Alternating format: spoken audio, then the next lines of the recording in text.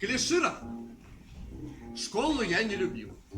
Но мне не падабаецца пастаянны пах сталоўкі, і перамена там заўсёды ператвараецца ў судную перамену. Судная перамена.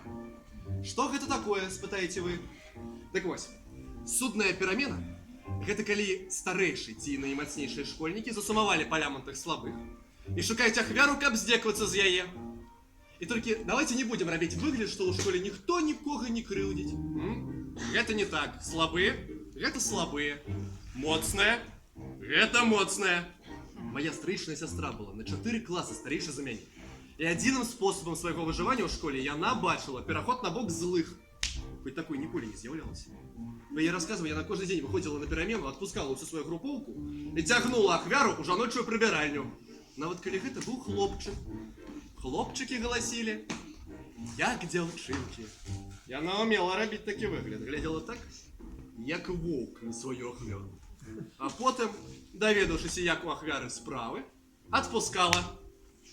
Дык вось, перамена і пах сталоўкі – гэта адзіныя школьныя ўспаміны.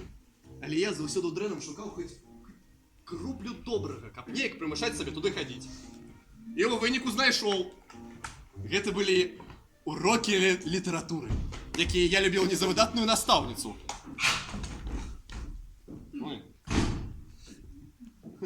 Яна блыталася ў паказаннях пра любога пісьменніка, якога мы вывучалі тады. Часам мне здавалася, што я ведаю пра яго больш, чым яна. Не ў крыўду, проста кожны раз, калі я здаваўся пытанні, звязаныя з падрабязнасцямі пра жыццё, творчасць аўтара, яна надзімала шчокі, папраўляла свае брудныя ў дробках акуляры і вымаўляла наступнае. Вася, скажи мне, калі ласка, табе проста падабаецца спрачацца? Не, Тамара Івановна. О, дарэчы, нашу настаўніцу па рускай літаратуры звалі Тамара Івановна. І кожны раз, калі яна нам ставіла дрэнныя адзнакі, мы паміж сабой казалі: Тома, лепш бы ты сядзела дома! Гэта праўда, лепей бы яна сядзела дома і чытала кнігі. Ты смешыш увесь клас. Я хаця б іх смяшу. Зноў ты спрачайся! Прабачце, спрачацца? Я ўвогуле не збіраўся ні з ёй, ні са светом у цэлым. Гэты урок адкрыў шмат для мяне. Пасля доўгага дыялогу з настаўнікам мяне выклікалі да завуча. Потым да дырэктара.